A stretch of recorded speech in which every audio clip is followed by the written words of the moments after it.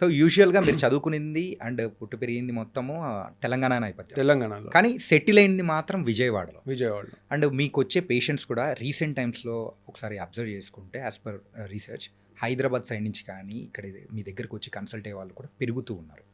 And me knowledge sharing అనేది కేవలము డైరెక్ట్గా వచ్చి కన్సల్ట్ అయ్యే వాళ్ళు అంటే వాళ్ళ వరకే కాకుండా సో త్రూ వీడియోస్ ద్వారా కూడా మీరైతే అంటే ఇలా ఉంటుంది, ఈ టైప్ ఆఫ్ ప్రాబ్లమ్స్ అనేది కూడా ఉంటుందని చెప్పేసి ఒక అవగాహన అనేది కూడా త్రూ వీడియోస్ అనేది కూడా షేర్ చేస్తున్నారు. సో అలా you became one of the famous sir. So it was very nice also. ఏంటంటే మనము అంటే ఆ డాక్టర్కి వెళ్ళాలి అని ఎవరైనా అనుకున్నారు అంటే వీడియో చూసి okay so she's a perfect అంటే హీఈస్ అ పర్ఫెక్ట్ అనుకొని కన్సల్ట్ అయ్యే వాళ్ళే చాలామంది వచ్చే ఉంటారు. సో ఇలా అన్ని క్వశ్చన్స్ ఉన్నాయి సార్. సో ఫస్ట్ మీరు ఎందుకు విజయవాడకి వెళ్ళిపోవడానికి రీజన్? విజయవాడ వెళ్ళటానికి కారణం ఏంటంటే అండి, ఒకటి యాక్చువల్ చెప్పాలంటే నేను వరంగల్ కాకతీయ మెడికల్ కాలేజ్లో చదివాను అనుకోండి. నాకు 5 years జూనియర్స్కి డాక్టర్ రవికాంత్ అంటే తెలుసు. ఓకే. 5 years సీనియర్స్కి డాక్టర్ రవికాంత్ అంటే తెలుసు. So okay he's one of the best student in 150 members అనేది యూజువల్గా నోటెడ్ ఉంటుంది. యా. సో యాక్చువల్గా వాళ్ళందరూ హైదరాబాద్ చుట్టుపక్కల సెటిల్ అయి ఉన్నారు. సో కాబట్టి నేను తర్వాత ఉస్మానియాలో నేను ఎంఎస్ చేశాను. అప్పుడు నాకు 3 years జూనియర్స్ సీనియర్స్ తెలుస్తారు, ప్లస్ మా కింద hundreds of బ్యాచెస్ ఉంటాయి. ఇది మొత్తం ఎంబీబీఎస్ వాళ్ళు 200 మంది 5-6 బ్యాచ్లు మా దగ్గరకు వచ్చి మా కింద వర్క్ చేసి వెళ్తారు. ఓకే. హౌస్ సర్జన్స్ కానీ వాళ్ళు ఎక్కువ మందికి డాక్టర్ రవికాంత్ అంటే తెలిసి ఉంటుంది. ఇది హైదరాబాద్లో. తర్వాత నిమ్స్లో కూడా అంతే. నిమ్స్లో వర్క్ చేసినప్పుడు కూడా ఇక్కడ ఉన్నాం కాబట్టి. నేను ఇప్పుడు విజయవాడ వెళ్తే అక్కడ ఎవరు చూసినా ఏదో ఆంధ్ర మెడికల్ కాలేజ్లో చదివిన వాళ్ళు ఉంటారు, లేదంటే రంగరాయలో చదివిన వాళ్ళు ఉంటారు, లేదంటే గుంటూరు మెడికల్ కాలేజ్లో చదివిన ఉంటారు. అక్కడ ప్రెస్టీజియస్ ఇన్స్టిట్యూట్స్ ఈ 3, రంగరాయ, లేదంటే ఆంధ్ర మెడికల్ కాలేజ్ వైజాగ్, లేదంటే గుంటూరు. అక్కడ వాళ్ళు ఎవరు నాకు పరిచయం లేరు. So I'm alien there. ఇక్కడ నేను ఏ హాస్పిటల్ కానీ వెళ్ళనివ్వండి, ఎవరో ఒకరు ఏరమ్మా నువ్వు ఇక్కడ ఉన్నావు ఏంటంటే నేను ఇక్కడే వర్క్ చేసేదని చెప్తా ఉంటాను. ఎవరో ఒకళ్ళు ఫేస్ ఎక్కడో ఒక చోట 3 places జూనియర్ సీనియర్ దొరుకుతారు. ఇక్కడ ఉండుంటే నాకు రిఫరల్స్ ఎక్కువ వచ్చాయి, ఎక్కువ మంది మన ఫ్రెండ్స్ ఉంటారు కాబట్టి పంపించేవాళ్ళు. కాకపోతే ఇక్కడ సెటిల్ అవ్వటానికి ఒక డాక్టర్కి ఒక పెద్ద హాస్పిటల్ అనేది పెట్టడం చాలా కష్టం. అంటే ఇప్పుడు ల్యాండ్ రేట్లు కానివ్వండి, లేకపోతే ఆ టైంలో ఒక when we come out of medical college మా దగ్గర ఏముంటుంది, చదువు తప్పితే ఏముండదు, నాలెడ్జ్ తప్పితే ఏముండదు. కానీ దానికి ఇన్వెస్ట్ చేసే క్యాపబిలిటీస్ కానీ, ఈ బిజినెస్ నాలెడ్జ్ కానీ, లేకపోతే ఏమీ ఉండదు. మన అన్ఫార్చునేట్లీ మన ఎడ్యుకేషన్ సిస్టంలో ఎలా బతకాలి బయట అనేది నేర్పించరు. ఆ నాలెడ్జ్ మాత్రం షేర్ చేయగలుగుతారేమో, కానీ ఇప్పుడు అది కూడా చాలా ఎసెన్షియల్. సో హైదరాబాద్లో నేనుండి ఒక హాస్పిటల్ పెట్టి నేను సక్సెస్ అవ్వటం అనేది ఆలోచిస్తూ ఉండే ఒక క్వశ్చన్ మార్క్లో ఉన్నాను. సడన్గా నాకు ఒక జాబ్ ఆఫర్ అక్కడ విజయవాడలో వచ్చింది. ఓకే. సో ఇమ్మీడియట్గా నాకు నిమ్స్లో పనిచేస్తున్నప్పుడు 50,000 స్టైపెండ్ వచ్చేది. వెంటనే 1.5 lakh నాకు విజయవాడలో ఆఫర్ వచ్చింది. సో మా ఫాదర్ వాళ్ళు ఆల్రెడీ హుజూర్ నగర్లో 30 years డాక్టర్ కింద ప్రాక్టీస్ చేసి ఆయన ప్రాపర్టీస్ అన్నీ అమ్మేసి ఆయన ఆల్రెడీ మా అన్నయ్య వాళ్ళు అటు సెటిల్ అయ్యారని అక్కడికి వెళ్ళారు. ఇక్కడ విజయవాడకి వెళ్ళారు. సో అన్నయ్య ఉన్నారు, లేకపోతే మా నాన్నగారు అక్కడ ఉన్నారు. అక్కడ ఆఫర్ వచ్చింది. సో సరే వెళ్ళి చూద్దాం, 1 సంవత్సరం చూద్దాం, లేకపోతే వచ్చేద్దాం మళ్ళీ ఇక్కడికి అని అనుకున్నాను. ఇంకా అక్కడికి వెళ్ళాక దెర్ ఈజ్ ఎనీబడి, నేను హైదరాబాద్లో తెలంగాణలో పుట్టి పెరిగి ఉన్నాను కదా, everyone sees Vijayawada down. So ఇక్కడ నుంచి పేషెంట్స్ నా మీద నమ్మకంతో హైదరాబాద్లో పెద్ద పెద్ద హాస్పిటల్స్ వదిలేసి, సో అల్ట్రా రిచ్ పీపుల్ కూడా విజయవాడ నా కోసం వచ్చి మన హాస్పిటల్ అడ్మిట్ అయ్యి సర్జరీ చేయించుకుని వెళ్తుంటారు. వాళ్ళ చుట్టాలకి ఎవరికి చెప్పినా కానీ హైదరాబాద్ నుంచి విజయవాడ ట్రీట్మెంట్కి వెళ్తున్నాం అని దే సీ దెమ్ డౌన్. అంటే ఒక స్టెప్ దిగినట్టే కదా అనిపిస్తుంది, దిగినట్టు ఉంటుంది. సో వాళ్ళు దానికి ఎక్స్ప్లెయిన్ చేయటానికి నాకు నమ్మకం కుదిరింది, నేను వెళ్తున్నా అని చెప్తుంటారు. కానీ ఒకరికి చెప్పిన తర్వాత ఇంకొకరికి చెప్పాల్సి వస్తుంది. So but somehow the trust brings them to me ultimately. ఎందుకంటేనండి ఒక మెడిసిన్ రాయటము, ఎప్పుడో ఒకసారి షుగర్కి వెళ్ళి చూపించుకోవటం ఇట్ ఈజ్ ఓకే. కానీ ఒక సర్జరీ అనేది లైఫ్లో ఒక్కసారే జరుగుతుంది.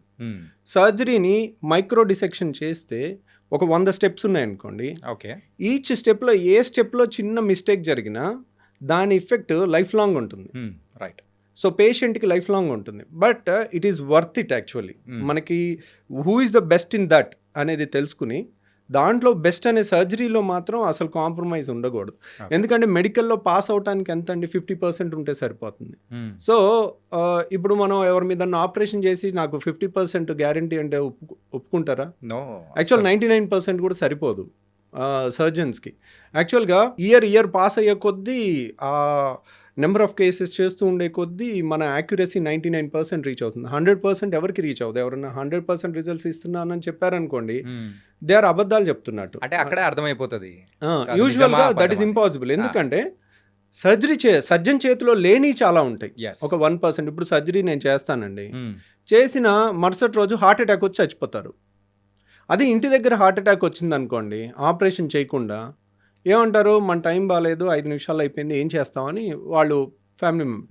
ఆపరేషన్ అయిన మరుసటి రోజు హార్ట్ అటాక్ వచ్చింది అనుకోండి, అందరూ సస్పీషియస్గా చూస్తారు. ఏమంటే ఇన్నాళ్ళు రాంది ఇప్పుడు ఎందుకు వస్తుందండి, మీరు ఆపరేషన్ ఏదో చేసి ఫెయిల్ చేసి ఉంటారు, లేదంటే మీరు ఏదో తప్పు చేసి ఉంటారు, అన్ని క్వశ్చన్ మార్క్స్. ఇప్పుడు పేషెంట్స్కి అనుమానం ఉండుండకపోవచ్చు, కానీ ఆ కార్యక్రమాల దగ్గర దినం దగ్గర కానీ వచ్చే జనాల్లో ఒక్కొక్కడు ఒక్కొక్క క్వశ్చన్ రేస్ చేసేసరికి లేని అనుమానాలు వస్తూ ఉంటాయి. అంటే ఒక పేషెంట్ని it's a stressful job actually surgery అనేది. ఇప్పుడు surgery is the last preferred job. ఇప్పుడు మీరు చూడండి, ఎంబీబీఎస్ అయిపోయిన తర్వాత 100 మంది స్టూడెంట్స్ని వెళ్ళి అడగండి ఎంతమంది సర్జన్ అవుతావని. కొంచెం రేర్ ఉంటారేమో సార్. ఎవరు లేరు. Surgery is the last thing to be preferred. ఎందుకు? Surgery is the most difficult surgery branch. అంటే ఇట్ డిమాండ్స్ హై. మీరు సర్జరీ చేస్తారండి, పేషెంట్కి బాగాలేదు, do you think a surgeon can sleep peacefully on that day? No. మీరు ఈరోజు ఒక యంగ్స్టర్కి operation చేశారండి, 20 ఏళ్ళ అమ్మాయికో అబ్బాయికో ఆపరేషన్ చేశారు. వాళ్ళు ఈరోజు రాత్రి బాగాలేదు, పల్సో బీపీఓ పడిపోయి ప్రాణహానిలో ఉన్నారనుకోండి, డూ యూ థింక్ ఆ సర్జన్కి నిద్ర పట్టుద్ది అనుకుంటున్నారా? మనిషి అనేవాడైతే మాత్రం ఎవడు నిద్రపోడు, నిజమైన హ్యూమన్ ఉన్నవాడు. ఎందుకంటే ఒక యంగ్స్టరు మనం ఆపరేషన్ చేసిన పేషెంట్కి ఏదైనా బాగాలేదంటే యూజువల్గా surgical job is very stressful and very technically demanding and one of the it needs the highest of the highest intelligent people. But highest of the highest intelligent people most difficult దానికి నేను ఎందుకు వెళ్ళాలి, నేను ఎందుకు నా life spoil చేసుకోవాలి, ఇంత stress నాకెందుకు? నేను మెడిసిన్లోకి వెళ్ళిపోతాను, హాయిగా రోజుకి 20 మందినో 50 మందినో చూసుకుంటాను, ప్రిస్క్రిప్షన్ రాస్తాను, నాకు రిస్క్ లేదు, మెడిసిన్ రాస్తాను, టెస్టులు రాస్తాను, సరిపోతుంది, ఎంతో కొంత రెవెన్యూ వస్తుంటుంది, రిస్క్ లేని జాబ్. సో అందరూ, నేను స్టేట్ 10th ర్యాంక్ అండి ఎంబీబీఎస్ అయిపోయాక పోస్ట్ గ్రాడ్యుయేషన్ ఎగ్జామ్లో, పీజీ ఎంట్రన్స్ ఎగ్జామ్లో. సో నేను ఉస్మానియాలో, మా నాన్నకి సర్జరీ అంటే ప్రాణం, he was a passionate surgeon. MBBS చేసి అప్పట్లోనే సర్జరీస్ చేసేవాడు. ఆయన ఎంఎస్ జనరల్ సర్జరీ చేద్దాం అనుకున్నాడు, నారోలీ 1%తో తను మిస్ అయ్యారు. యాక్చువల్గా మీ అంటే మీ ఫ్యామిలీస్లోనే ఇది ఉందా సార్, ఏంటి నారోలో అక్కడ వరకు వచ్చి ఆగిపోవడం అనేది? డాడీకి ఉందంటున్నారు. యాక్చువల్గా మీరు ఆంకాలజీకి వెళ్దాం అనుకున్న టైంలో కూడా 3 or 4 రాసినప్పుడు అక్కడ కూడా కరెక్ట్ ఒక స్టెప్ అంటే బిహైండే ఆగిపోయారు. మేబీ అంటే ఆ టైం ఏంటంటేనండి, మనం కావాలనుకునే దానికన్నా కూడా బెటర్ థింగ్ ఏమో మనకు వచ్చింది. We never know what we desperately want may not be the best for us. మనకు ఆ రోజు ఆ నాలెడ్జ్ ఉండదు. సో ఇండైరెక్ట్లీ స్పీకింగ్ మా నాన్నకు జరిగింది కానీ నాకు జరిగింది కానీ actually the best thing. Automatically it happened. What we wanted was not the best thing actually. ఎందుకంటే మా నాన్న అనుకున్నది సర్జన్ అవుదామని. ఆ కాలంలో సర్జన్ అయిన దానికన్నా he was a general practitioner. MBBS చేసి డైలీ 100 మందిని ఓపీ చూసేవాళ్ళు, డైలీ గైనిక్ ప్రాక్టీస్ చేసేవాళ్ళు, డెలివరీస్ చేసేవాళ్ళు, సిజేరియన్స్ చేసేవాళ్ళు, సర్జరీస్ చేసేవాళ్ళు. ఓకే. ఒక డాక్టర్కి అంతకన్నా సాటిస్ఫాక్షన్ ఏది ఉండదండి. పాతకాలం ఎంబీబీఎస్ డాక్టర్లు అంటే దేనికైనా ఆన్సర్ ఉండేది వాళ్ళ దగ్గర. He was trained in a Nellore Ramachandra Reddy hospital ప్రజా వైద్యశాలలో ట్రైన్ అయినారు. హీ వాజ్ ఏ కమ్యూనిస్ట్ అనమాట. సో కమ్యూనిస్టులకి అక్కడ వాళ్ళు కమ్యూనిస్ట్ హాస్పిటల్ కాబట్టి వాళ్ళకి ఎక్స్ట్రాడినరీ ట్రైనింగ్ ఇచ్చేవాళ్ళు. అంటే ఒక జనరల్ సర్జరీ పోస్ట్ గ్రాడ్యుయేషన్ చేసిన వాళ్ళకన్నా బాగా ట్రైనింగ్ ఇచ్చేవాళ్ళు. సో డిగ్రీ లేదని బాధే కానీ he use to do everything. Okay. So but మా అన్నయ్యని ట్రై చేశాడు సర్జన్ అవుతామని, నాకొద్దు బాబు అన్నాడు. ఓకే. నాకేంటంటే నాకేది లేదు, నాకేదైనా okay. There is nothing less అండి. ఇప్పుడు body part it is a whole body is a unique thing. Right. ఇప్పుడు నేను గుండె గొప్పదా కిడ్నీ గొప్పదా అంటే దేని గొప్పతనం అది కాదే. ఇప్పుడు ప్రతి మనిషికి అన్ని అవయవాలు ఉంటాయి. యా. ఏ అవయవంకి జబ్బు వస్తే దాని గొప్పతనం బయటపడుద్ది.